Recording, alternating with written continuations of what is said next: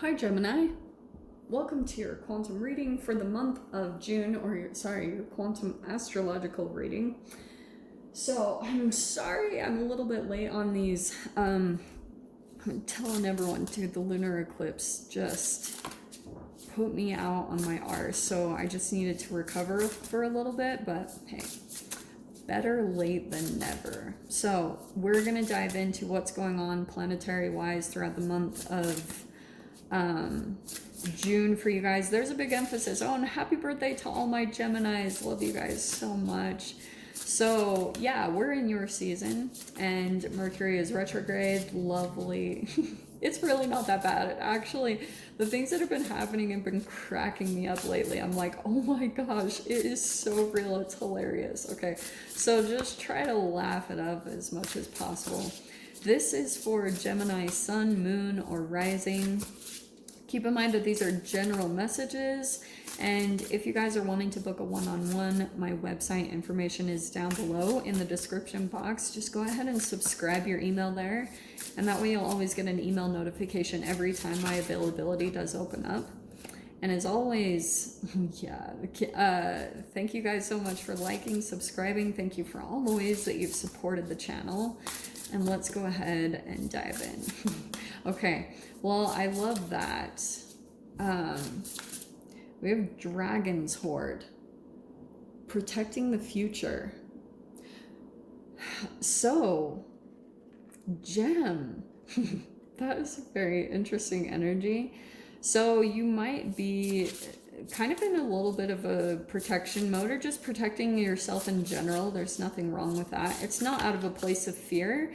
You're just kind of like protecting what is rightfully yours, or what you rightfully worked for, you know? And that could be connected somehow with certain people that, oh, you might have people that are kind of trying to guilt you in some way, or trying to make you think that you owe them something, or let's dive in. This is very interesting. I just wanted to get one or two more cards. Come on. I love these cards, but they take forever.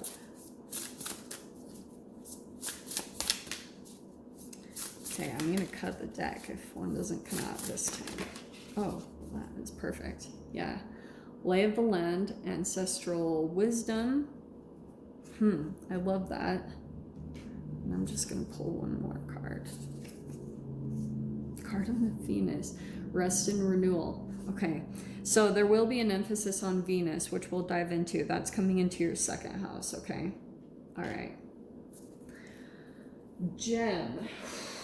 All right, so while I shuffle the cards, I keep getting something about like the lay of the land. It feels a little indigenous to me, for crying out loud. It feels like Avatar or Dances with Wolves or something along those lines. I don't know who this is going to be accurate for, but lay of the land, it just feels as though there's like a claiming energy to all of this. I love the Garden of Venus coming in, because I feel as though there's some type of abundance that's allowing you to kind of rest and rejuvenate and just kind of go through a renewal.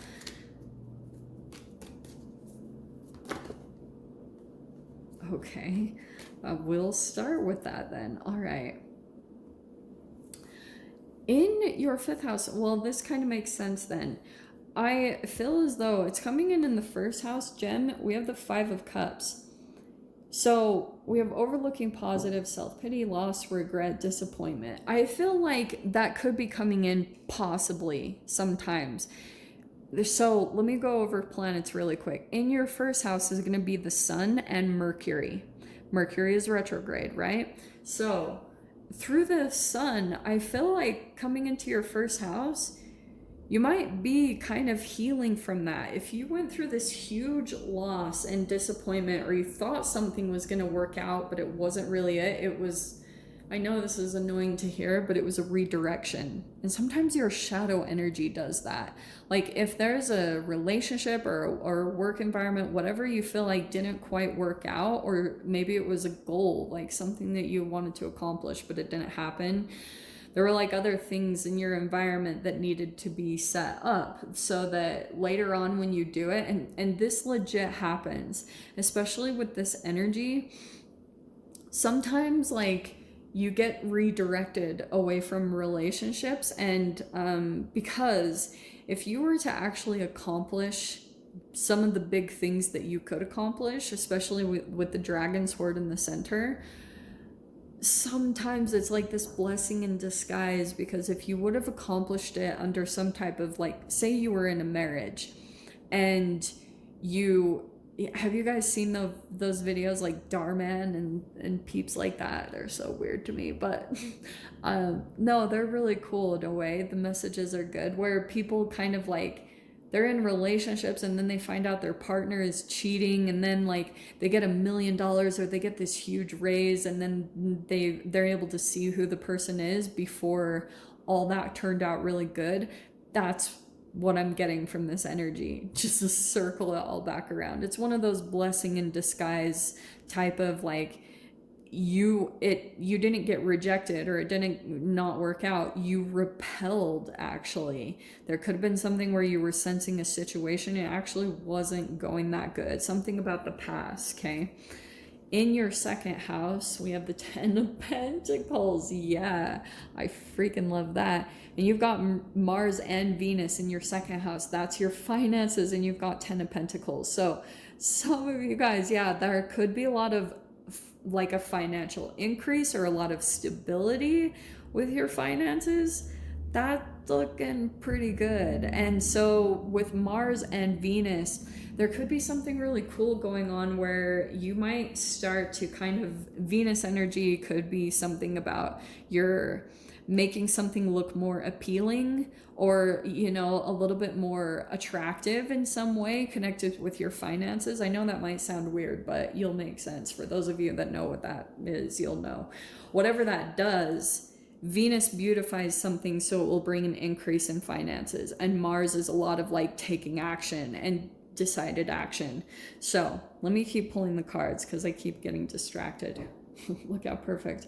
3 of Wands is in your third house of communication.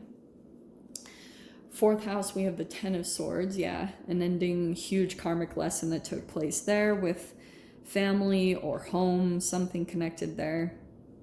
We have in the 5th house the King of Cups. All right, we'll see what that little douche is doing there. Okay, 6th house is the Emperor. Yeah, I love that. Okay, cool.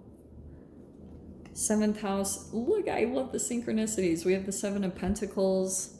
That's house of partnerships. Look at it again. We have the 8 of Cups coming into your 8th house. That's so funny.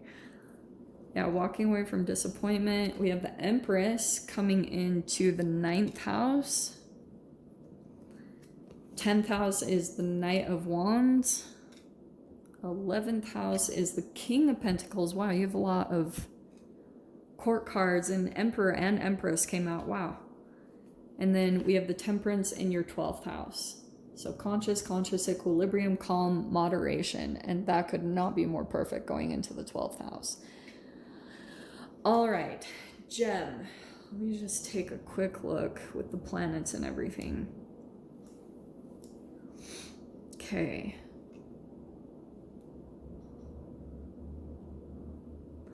If you've been waiting on communication,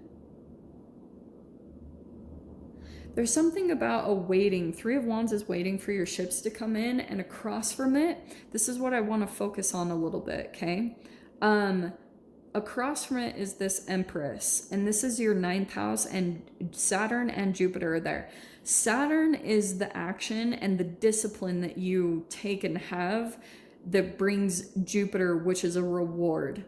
Now, Saturn is retrograde, and then Jupiter will be going retrograde right when Mercury goes out of retrograde. So there will be an interesting day where there's like 5 planets retrograde all at the same time, which will be hilarious. So it's nothing to worry about. Retrograde is not this scary thing. It's just transformational energy. So I can see here Wow, Jen. There's like quite a few people coming in, but it's in different ways. And I feel as though you might be kind of feeling a bit back and forth. Okay, I'm just saying, because this Knight of Wands is up here at the top, and you've got like interesting players coming in. Okay, and they're all very significant. This King of Cups is coming in to the 5th house, which can be creativity, sports, hobbies. It can also be romantic interests. Now, this to me is flings. Like, these are more kind of like casual dating or hookups or things like that coming into the 5th house. And I feel like it's connected to this 10 of Swords and this 8 of Cups. Okay, this whole process that you've had to go through of like this karmic lesson. I feel like you had some type of a back and forth relationship. Somehow, Knight of Wands can be a bit of a trauma bond. And I feel as though there's a bit of choosing energy here, okay? 8 of Cups, there's like a walking away, and it's in your 8th house, which is Pluto is retrograde in there. Shit. Yeah, Jen, that's a lot of intense energy coming in there because you also have the moon there, dude. So, I'm not laughing. It's not funny. I'm just saying that your walking away is like a freaking process. For those of you that are dealing with this, or if something is coming up either about a past partnership or a current partnership, it's like it's requiring you to walk away from some type of dissatisfaction. There's a leaving behind, there's deep contemplation about what you need to walk away from. That walking away process is a very emotional and a very transformational one, okay? And interestingly, there's an Empress energy coming in here, some type of high-powered female. It could be a mother, whoever this is.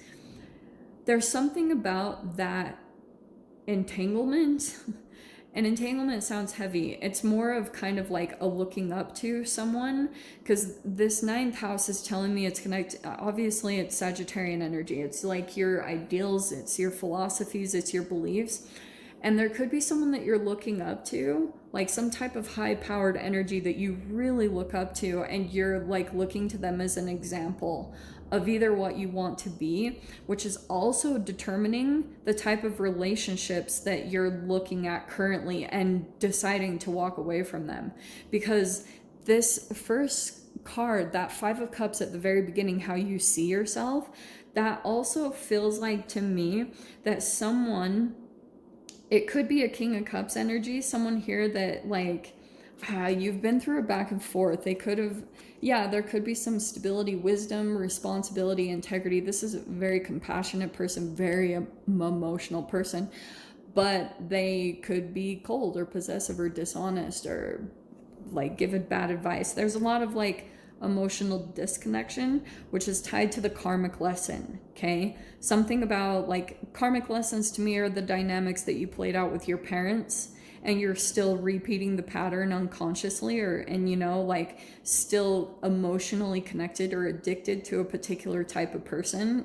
And so this is about like, obviously it's something about your health and moderation, okay? Because there could be something here about the Emperor and the Empress coming in is a lot about healing the masculine and feminine wounds. It's about healing, doing kind of the work on yourself, which looks like will be very empowering. The Emperor is like taking charge, taking control, deciding that you're going to overcome this. And it's also connected to kind of like I said, okay, in your childhood, you know, you go through that narcissistic phase of development where you learn about power give and take dynamics and how you will play them out in the future with future connections.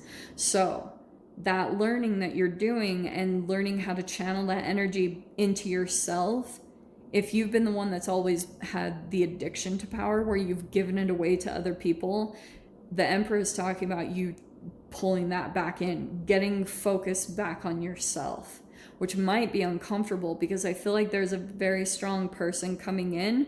You've already gone through an ending, and it will be kind of like you're like flirting on the lines with this person. It doesn't just have to be romance. It's just a person that you've been in and out of your life. It's been a trauma bond. And that process that you're going through, I feel as though this energy coming in, and especially Mercury retrograde, you could be flirting along the lines of like reaching out and then you would regret it. That's what I was trying to get all the way around here.